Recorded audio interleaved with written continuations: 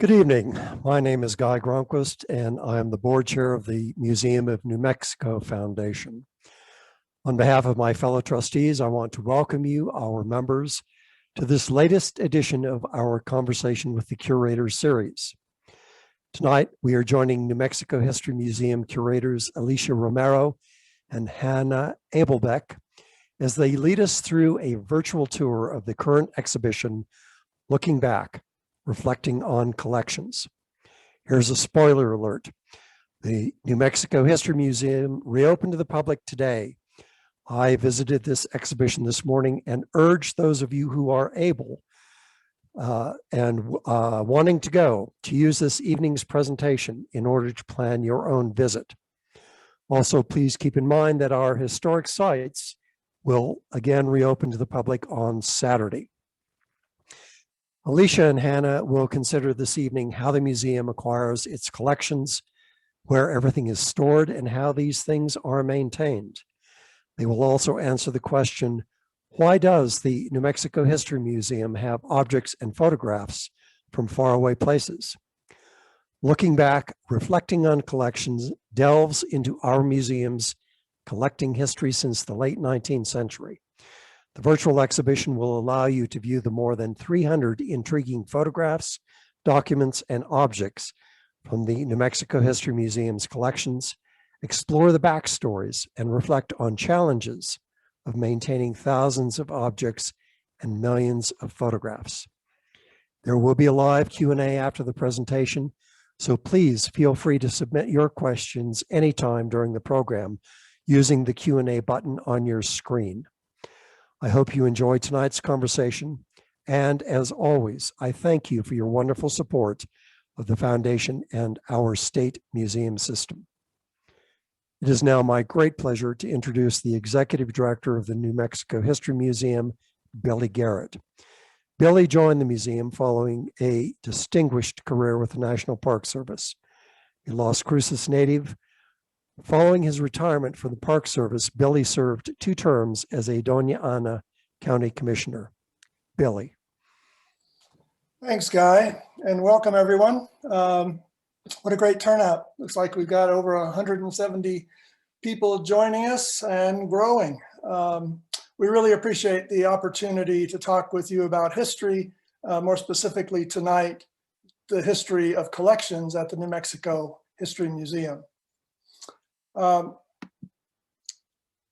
Guy's given you a really nice introduction to the presentation that you're going to be exploring tonight. I just want to underscore that our collections go back to the 19th century, and that the point of the exhibition is really to explore the reasons why we acquired things, what the purpose was, and some of the context around the acquisition. Ethics have changed, collecting methods have changed, and it's important to recognize that as we consider where we are today and how we go forward. I will also say that I think that as we've reflected on the history of the collections at the History Museum, I think they're lessons for all of us who are collectors ourselves. And I think that's an additional benefit to this particular exhibition. The 2 people who are going to be with us tonight are intimately involved with this particular exhibition. Dr. Alicia Romero is curator of Nuevo Mexicano History. She is currently working on 3 exhibitions, Palace Seen and Unseen, In Search of Dominguez and Escalante, and the History of Hot Springs in New Mexico. Hannah Abelbeck is the photo archivist for the Palace of the Governor's Photo Archives. She specializes in visual culture and cultural history, and is currently working on enhancing public access to that vast collection of images that we have in photo archives. As Guy said at the end of the presentation, we set aside some time to answer your questions. It's now my pleasure to turn over the screen to Alicia and Hannah.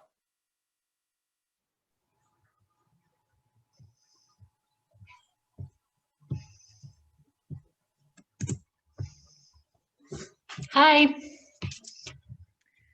Hello, everyone. Thank you so much for being here. Muy buenas noches. I think we just wanted to say a quick few thank yous. As is the case with any exhibitions that we produce, it's never us, curators by ourselves doing this. So as this is a show about our collections, it was only fitting that curators Tom Leach, Kathy Natarnicola, and librarian Heather McClure, as well as textile conservator Angela Duckwall, help curate and direct content. We'd also like to recognize and thank History Museum staff members Katie Carl, James Borland, and our collections department for all their help. Our exhibition and graphic designers Trilby Nelson and Natalie Baca, David Levine and his team of preparators and fabricators, and David Rohr, all from DCA's Museum Resources Division, helped launch this show off the ground. Looking back is the second version of a show we opened in May 2019. Maybe some of you have went down to see it in Albuquerque at the Albuquerque Museum. Hannah?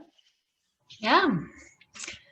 So I'm going to attempt to share our virtual exhibition model. And although we're really excited that people can go see the exhibit now that we've reopened, you can also see it from your computers in a virtual model. So I'm going to pull that up.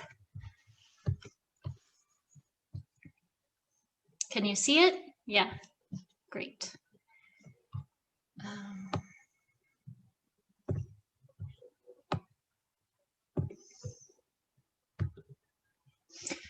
And just to give everyone an idea of what they'll see, when they come to the exhibit, most of the things that we picked for this reiteration of the show fall into three categories. And the first is just things that we think that you would enjoy seeing. That includes perennial favorites, and it includes things you might never have seen before. So, we like to share what we have. And as everyone knows, a museum almost never displays everything it has. So we hope you just enjoy, you can enjoy some of the things we have. The second category of things that you'll see when you come to this show do involve examples of the collecting history of New Mexico. Some of the key moments in the museum system, as well as some of the drivers and moments of change in how the museum saw itself and acquired different things. And the third category of things that you'll see are things that we pick to illustrate problems in our history, ethical dilemmas, conservation care issues, all of the other stuff that is less of a smooth story. And there are things that I think right now the History Museum is looking at, the staff is looking at these, ethical issues and sort of thematic problems that we have. So with that, I'm going to turn it over to Alicia and navigate to this really sort of intro image, which is an image of the Palace of the Governors, right? So we often start our museum history with, looking at this and yeah. And right. Yeah. No, thank you, Hannah. So this will be fine, right? We're doing fine. This is the view of the hallway in the Palace of the Governors. So taken by photographer Thomas Curran in 1893. Many of you may be familiar with this photograph. As Hannah mentioned, this is often one that's used to illustrate territorial history of the Palace of the Governors. Those of you who know and love the palace will recognize this hallway. Kind of further towards the background of this photo is the Prince room, I believe, or what we knew as the Prince parlor room. We thought it was really important to include this photograph for a number of reasons. Not just because it's super interesting that there's so many things going on here, but this to me was really indicative of what the collecting process was like in the late 19th century.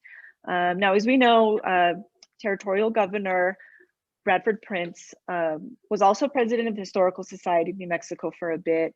And he, when he came to New Mexico, was very much fond of local people, both indigenous and Nuevo Mexicano. And like other collectors in different parts of the world, often took things from, you know, unfamiliar areas, right? Unfamiliar territories. And in this case, to Governor Prince, this was an unfamiliar population, right, that he encountered. And so we see the mix of pottery, of animal skins, of, you know, kind of lots of other things going on there that's a little bit hard to read in this, you know, why you're not up close to it, which is why we blew it up. But one of the interesting stories that we point out, in addition to this kind of cabinet of curiosities, for those of you who are familiar with that way of collecting from the late 19th century, that later gave way to the creation of museums, as we know.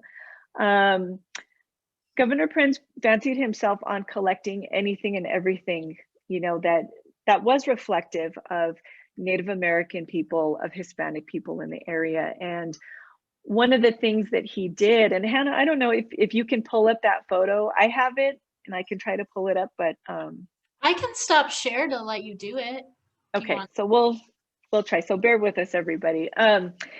We Bradford Prince met somebody from Cochiti Pueblo, right? And I'm not quite sure how all the story goes. I'm sure there's some of you out there that maybe know a little bit more about this than I do, particularly our archaeologist colleagues. But what happened was L. Bradford Prince came across these pieces that were deemed to be, you know, kind of pre-contact made, very thousands of years old, archaeological artifacts from Cochiti Pueblo, or from that area.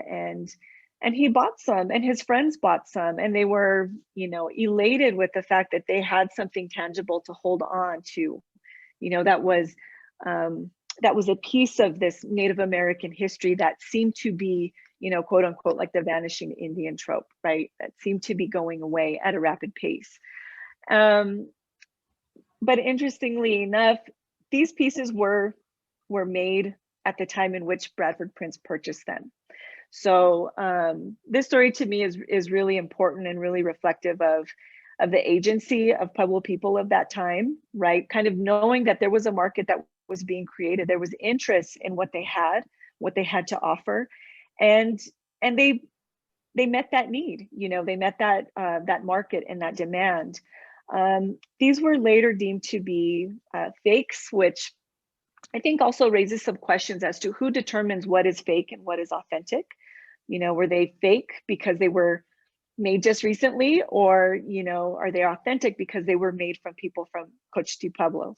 I think hundreds of these were made, you know, they were bought, and once they were deemed to be inauthentic, many of them were destroyed. Rumor has it, now don't anybody go do this, but rumor has it that they are buried somewhere in the Palace of the Governor's well. I think that there are some actually in the collection of the Smithsonian, along with a line in their ledger, excuse me, naming Bradford Prince and his collection of fake Native American fetishes.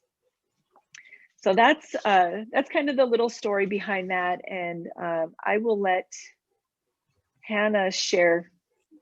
Can you share your screen so she can continue doing the model?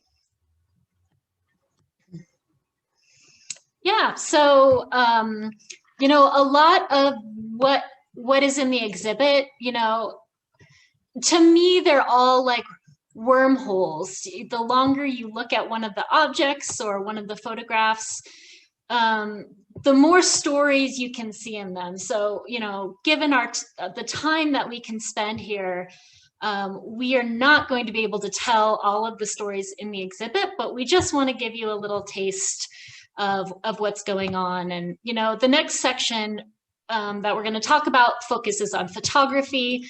Here you can see a little timeline, collage of a lot of images from all over the state that were taken between around 1910 and 1920, around the time of statehood, as well as some contemporary images that, you know, you might associate with photo archives.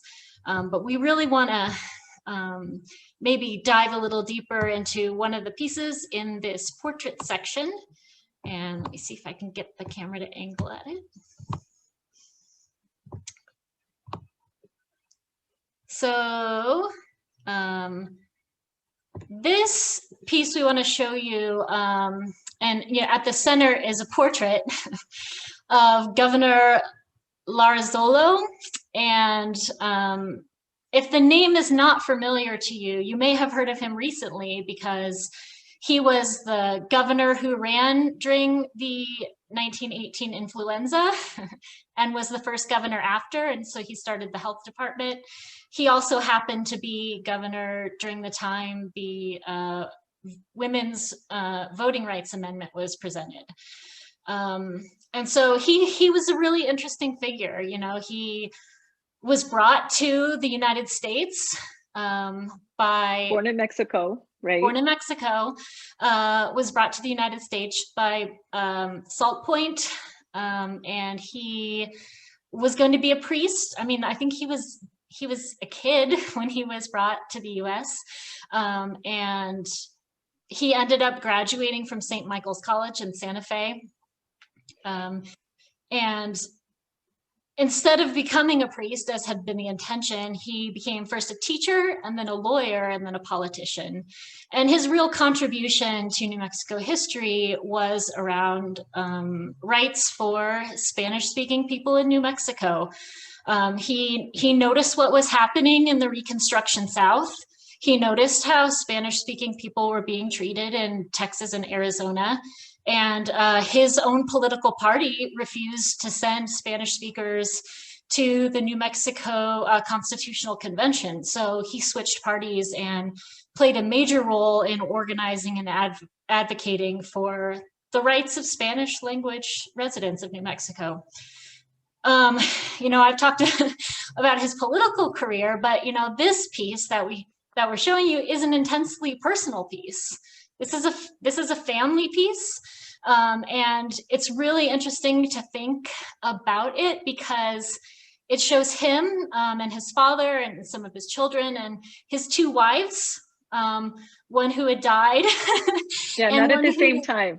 Not at the same time, and one who was living, and the sort of decoration on it is made from human hair, which, you know, if you know anything about the Victorian memory, none of this seemed odd, right? Though we look at it now and the aesthetics are, I think, are very difficult.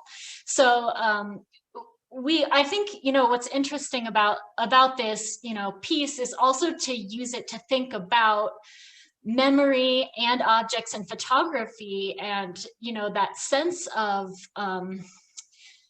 the unnatural encounter of that, that people have to do a lot of work to create these memories. While a lot of, you know, history pieces, you know, we use in a very illustrating way, right? This is a picture of so-and-so. This is a picture of this event. A lot of photographs are a little more complicated than that. And I think this is an opportunity to help you sort of pause and look at them as sort of the unnatural creations that they can be. I want to mention the cat photo, Hannah. Yeah, so I mean, so there are other examples, and you know, you can just see, like, here's another great and actually much more typical, but still very nice New Mexico family, you know, memorial image from the same era.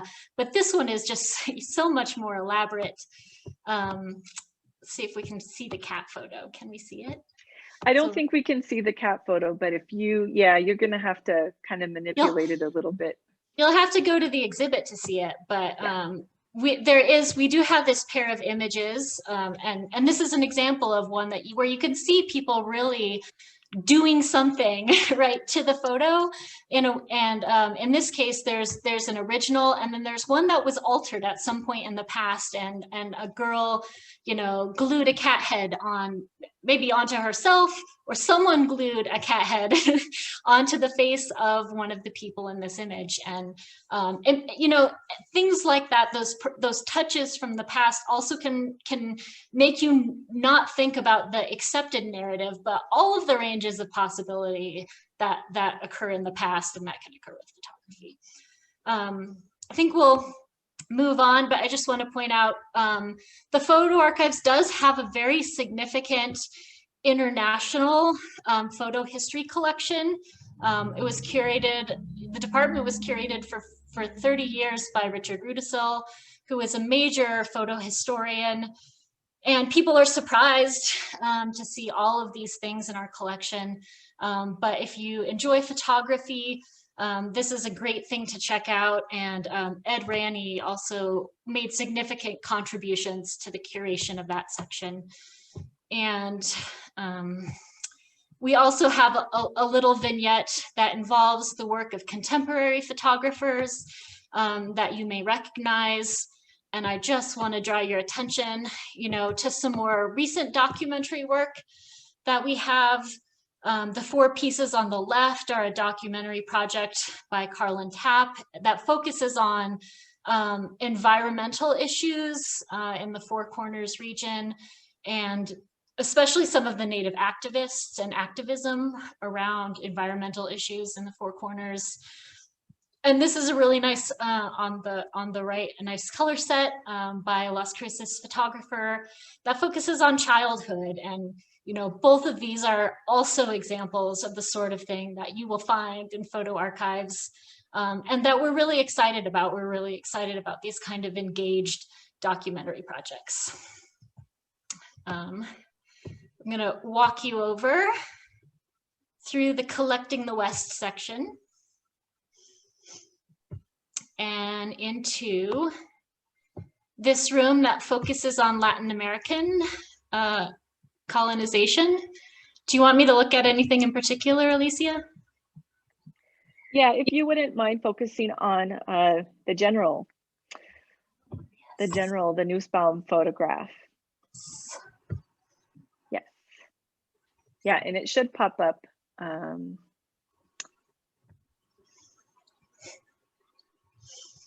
Okay, great. So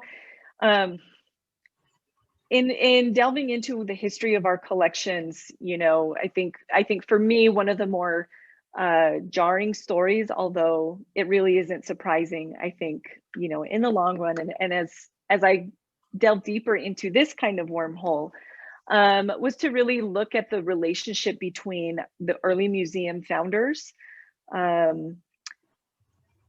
their work with archaeological excavations, both here in the Southwest, certainly in New Mexico, but in Latin America as well. And I'm specifically talking about the work that Museum of New Mexico founder Edgar Hewitt, his assistant Jesse Nussbaum, photographer, and also the individual who renovated the palace, and Dr. Sylvanus Morley. What they did in Latin America kind of around 1910, through the 19-teens, basically.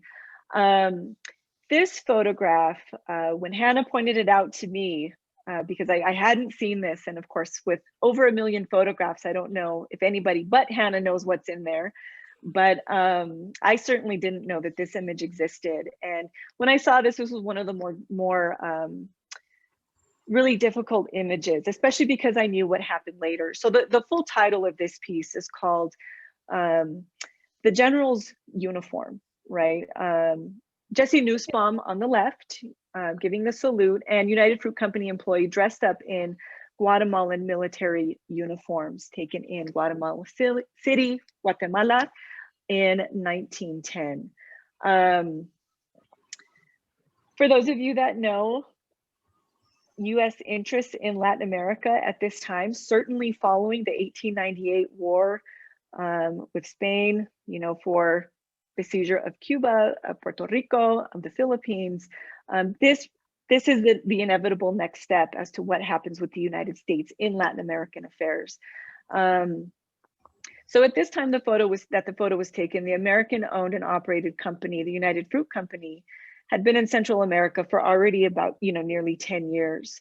And they had seized control of the railroad, of the steamboat, of competing fruit companies to create like a massive mega corporation. And that was supported by local governments in Latin America, specifically in Central America. So in Guatemala, President General Manuel Estrada Cabrera gave the UFC massive transportation and fruit production concessions at a time when his government engaged in military repression and election fraud. So, you know, for me, although this photo seems kind of playful, you know, it's silly, they're dressing up. You know, 40 years later, the United States backed a military coup to overthrow a democratically elected socialist president in Guatemala. And that kind of escalated maybe or created a series of events in which Guatemala was involved in a horrible civil war. You know, there's more elegant words to use to say that, but kind of created the conditions under which people are living today. So to make that connection, that the museum folk here in Santa Fe were also involved in international politics, international business, doing their excavations, and in some cases bringing pieces of those things back to Santa Fe, to New Mexico, for the enjoyment, as they put it, of all New Mexicans, I think is really kind of striking. And one of the more surprising things about our collection, you know, that kind of positioning New Mexico not only as part of colonial Latin America, but these key players in museum history as part of overall American interests, both political and economic, you know, and certainly archaeological interests throughout the world, but particularly in Latin America.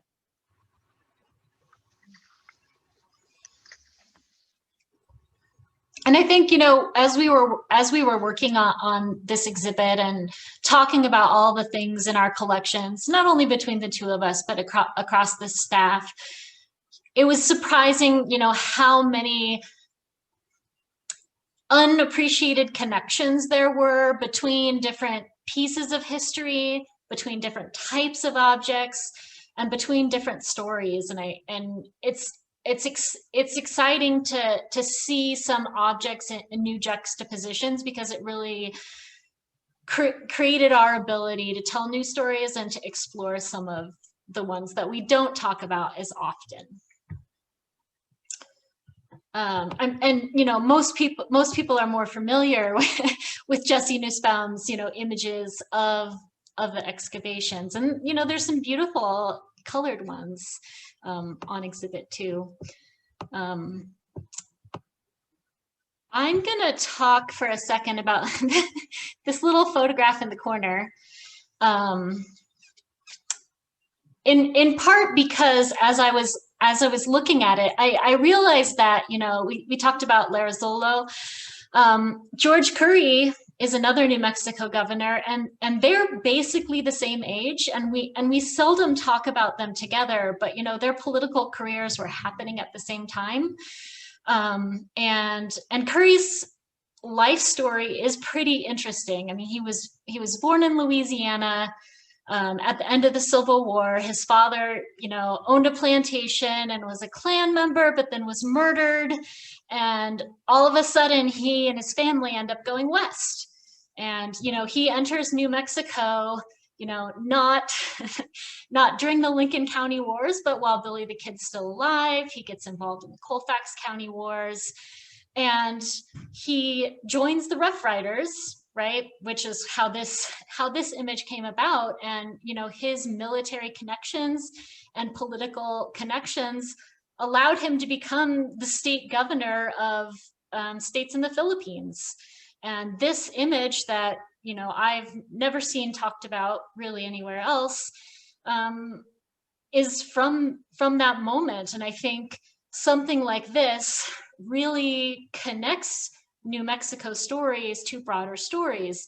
You know, Curry ends up a governor in the Philippines, but Lara Zolo, you know, campaigned to be the governor of Puerto Rico. He wasn't appointed by President Harding, but there's a way in which this transition, especially in New Mexico territory, between being a territory and statehood, is a really interesting tipping point. So, you know, Curry comes back to the US because he's appointed the territorial governor of New Mexico. And if you pay a lot of attention to the story too, you know, and you understand that this particular image is really constructed, that there's this, it's telling you a story. You can look at that and you can unread that story and read it from the perspective of Indigenous people in the Philippines who were experiencing this American occupation.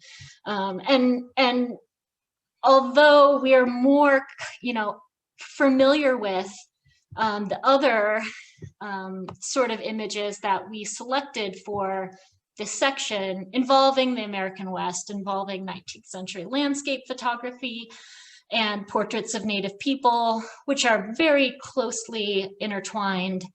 I think that that international image can actually help clarify some of the moves that are happening in all of these photographs. And I think what we wanted to do for this section in particular, although this is a thread that runs throughout, I think, you know, most if not the entire show, is that colonialism is an inherent part of the collecting process, right? And to the degree that it's an imbalanced and unfair exchange varies and has varied throughout time. And I hope that's one that's, you know, becoming a little bit better these days as, you know, people can advocate for themselves, as, you know, knowing the worth of what they have. But I think it's important, it was important for us to tease out some of those difficult questions, some of those issues as to, you know, as heirs of this collection, right? And as caretakers of this collection, how do we interpret this material in a way that is honest, you know, about how it was acquired, and just, you know, tries to shed light on what we can do in the future and how we can better, how we can be more responsible and respectful of what we have and the communities from which they originated.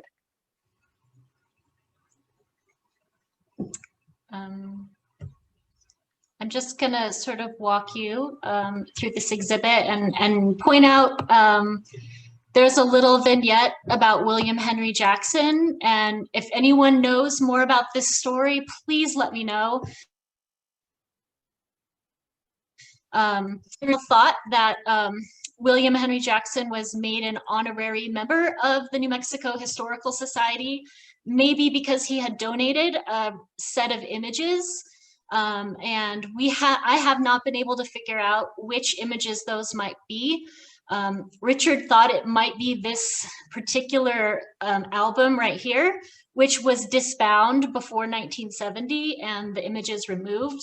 And this image of Taos Pueblo at the top is probably one of those pages from this album, but we're not sure if it's the donation that William Henry Jackson made. And we have other things that, you know, you just wouldn't expect, right? If you've been around, you may be familiar with these models, but William Henry Jackson made models of a lot of the Pueblos, and they were exhibited in Philadelphia at the first World's Fair to be hosted in the US in 1876. And it's interesting to see, right?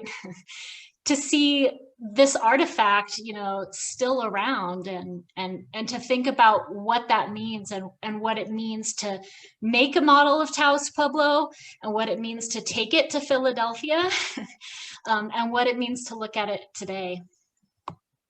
I think that we're at our allotted time, so I'm gonna turn it over to Billy, who I think is gonna do our Q&A. And I'm going to stop my share.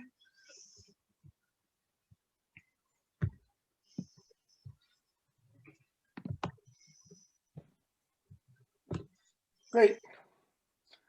You know, just as we were leaving,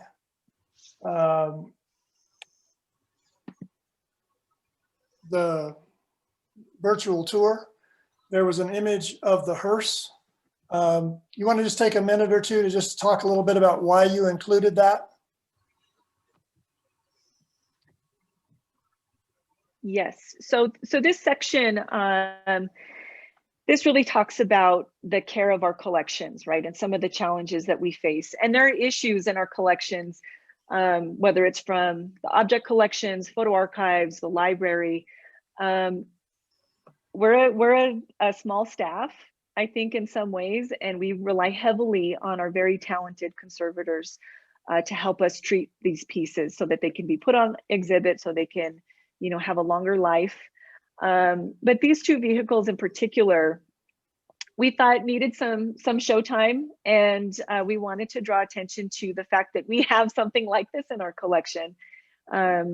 These really amazing pieces. The one on the right is a story used by the Manderfield family, who said that they wrote it from, you know, Taos to Albuquerque on a regular basis, or at least from Santa Fe to Albuquerque, up and down La Bajada.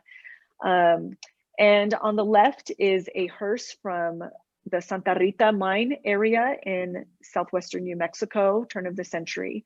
But these pieces illustrate, I think, the intense need that we have to treat our objects. You know, we're on the hearse in particular, we're going to be removing the wheels, hopefully soon, and sending them out for conservation. That's one of the things that we have a desperate need before the damage gets worse.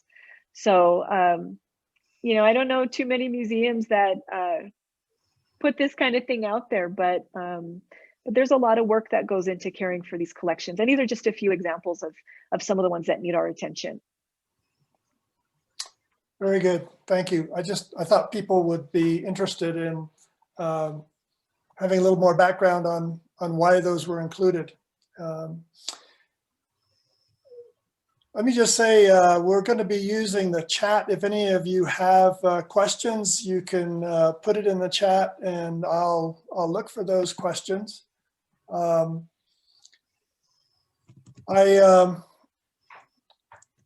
think it's interesting with this particular exhibition because you know, you've covered such a broad swath of history. And you've put some of these things in social and political and economic context. My impression, having grown up in Las Cruces, and it was a long time ago learning about New Mexico history, but it just seemed as though there were certain kinds of things about New Mexico history that were compressed. And we just didn't have a lot of detail about what happened in the hundreds of years when during the Spanish colonial period, for example. That period often is reduced to a couple paragraphs or one chapter in a book. And there are themes then as we get into the 19th century and the 20th century, like colonialism. We didn't talk about that when I was in school. I think it's a more contemporary sense of history. But I'm wondering if there are other things like maybe industrialization or commercialization, or what are some other kinds of themes that provide an additional context for when we look at some of these objects in the collection? We do have a smaller sub-theme on industrialization, although it wasn't a big focus of what we picked. You know, history museums tend to have, you know, collections of technological gadgets, and those can help you tell that story. One of those technological gadgets that we did display in the exhibit are the penny farthing bicycles, one of which was definitely ridden around Santa Fe. And it's interesting. It's interesting to think about, you know, people buying these kind of unwieldy bicycles and racing them around the federal building, right? Which is what they did with them. But you know, it's definitely a story that is important, and in parts of New Mexico, you know, it's more of a 20th century story. And I think that we have some deliberate collecting we need to do to tell that story better. Thanks, Hannah. Alicia, do you want to add anything to that? Well, I think it's implied perhaps in some of the sections that one of the overall themes is, at least for me, and looking at the show and why we chose what we chose, is kind of the history of immigration to a certain extent, right? Migration into New Mexico. And while we didn't go into the reasons necessarily for why people moved to the state or the territory and then the state, we know that it was for political opportunity. We know that it was for economic opportunity, for health reasons, for example. And so, you know, I think that the influx of people moving to New Mexico that really didn't have an idea of what it was that they were going to encounter, those are the ones that shifted, or those are the ones, I'm sorry, that determined the early collecting practices of the Museum of New Mexico, in a sense, things that were collected by the Historical Society of New Mexico and ultimately turned over to the Museum of New Mexico, that we're still trying to filter through. So, you know, we have a great collection of toys, you know, produced kind of in the turn of the century, but were made in Berkeley by somebody who grew up in Berkeley, California. It's great. But they gave us their collection because they ultimately moved here, you know, wanted to preserve whatever it was that they had, that they grew up with. And it tells me more a story of, you know, what people thought was valuable, why they thought that we needed it here. And unfortunately, less about the people of New Mexico, who I think sometimes are judged. It's a value judgment, whether or not what they have is worthy enough to be in a museum collection. So, you know, we're I think, you know, amongst the staff, we're grappling with those questions. You know, what belongs in our collection now? Right. Thank you. There's a question here about how can a person obtain a copy of a photo in the collection? Hannah, you want to take that on? Yeah, if it's already digital, especially during COVID telework, it's quite easy. We have an online order form, and I dropped that link in the answer. So you can just submit an online order and we will send you the digital file, or if you order an art print, we will make an art print. And that's a little slower while we're teleworking, but both of those are possible. If you don't know what you're looking for, you can browse our online catalog or contact me or Katie Carl, and we can, you know, make recommendations. And once we reopen, you know, that allows you to look at all the images we haven't yet digitized. Very good. Alicia, there's a question about how long the exhibition will be up. That's how long this exhibition will be up. What are the plans? Yes, and just to let everybody know, I mean, we're so excited to be open again, finally back to welcome everybody. We would have closed in a few weeks. Had you know, COVID not happened, of course. This show would have been up for an entire year. And because of the length of time that we have been closed, thankfully, we're able to extend the show. It's easy to do when it's your own collection. We're able to extend the show through mid-October. So you will have a chance to go see it. So please come visit us. Great. And there's a question about the virtual tour. What are the circles on the floor and the wall and so forth?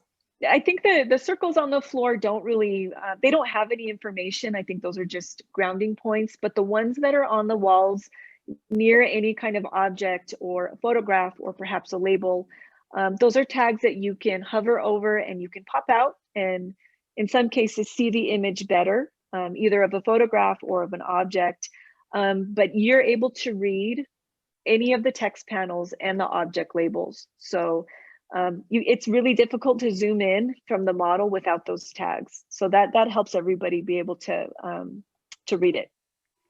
Right. I just want to remind people that the tour is available on the website, and the website, the link to that is nmhistorymuseum.org. And I understand the foundation is going to send out information to everyone who's with us today so that you will have that link and you can go on there. I think it's pretty clear that this is a very rich exhibition. actually as are all of ours.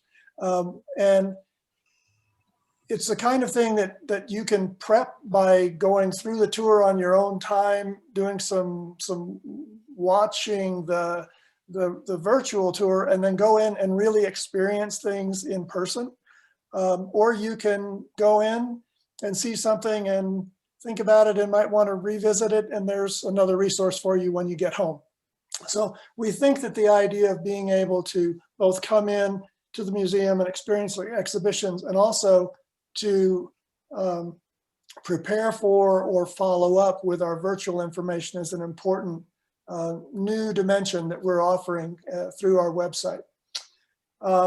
There's a question here about the Spanish flu epidemic. Do we have things in our collection from that time period that are reflective of that particular event? We were asked to provide illustrations for an El Palacio article by Rick Hendricks, and it was a stretch. There was surprisingly little in our collection that we knew was about the flu. There's a picture of the Palace of the Governors that has like a big Red Cross banner on the side, which I think is probably related to the flu. And we have some images of nurses during that era, but not the year, not the year of the flu. So it was surprising to see that that hadn't been a site of collecting or a site of memory. And maybe because it was traumatic, we really had to illustrate it indirectly. We're getting close to the end of our time, and there's a question here about William Henry Jackson, and we're going to have a recording of the information on the chat, and I think we can probably get back to people with a quick email. So if you've sent something in the chat and we haven't had a chance to respond, we'll make sure we do get some kind of response to you. There's a question here about, or a point that they love what we're doing in terms of migration and immigration in New Mexico, and you touched on that, Alicia. There's a point here about Japanese internment camp in Santa Fe, and we are going to be celebrating the 20th anniversary of when the memorial for that internment camp was put up, and I think that's April 22nd, 2022, correct? Is it 22? Yeah, all right. Yes. So we are going to, and we also have a show coming. You want to mention that, Alicia? Yes, this is a traveling show from the Smithsonian Exhibition Services. This is called Righting a Wrong, Japanese Americans in World War II, and that will talk about the incarceration of Japanese Americans during that period in the 1940s. That will be on exhibit at our museum from roughly October through December 2022. And we are going to install some of our collection of pieces from that camp, some of which you will see as you enter the gallery. We didn't have a shot of the entrance doors, but we put something, very, very touching, a collection of rocks that somebody had, acquired or had amassed during his time at the Santa Fe internment camp. Thanks, Alicia. And you can find out about future exhibitions, again, with our website. I want to thank all of you for joining us tonight. And I also want to thank you especially for being members of the Museum of New Mexico Foundation. The New Mexico History Museum operates under a public-private partnership between the state of New Mexico and the Museum of New Mexico Foundation. All of our programs, the care of our collections and exhibitions depend on support from people like you. As was mentioned earlier, we have reopened on a limited basis. Again, I want to encourage you to use the website and come down and see us. We'd love to see you at the museum. And I think that that is enough for tonight. We could keep talking. I know we could keep talking. I always learn more from Alicia and Hannah whenever we get a chance to get together. I hope you've enjoyed this. Until the next time, stay safe. I want to stay curious and stay engaged. Thanks and good night.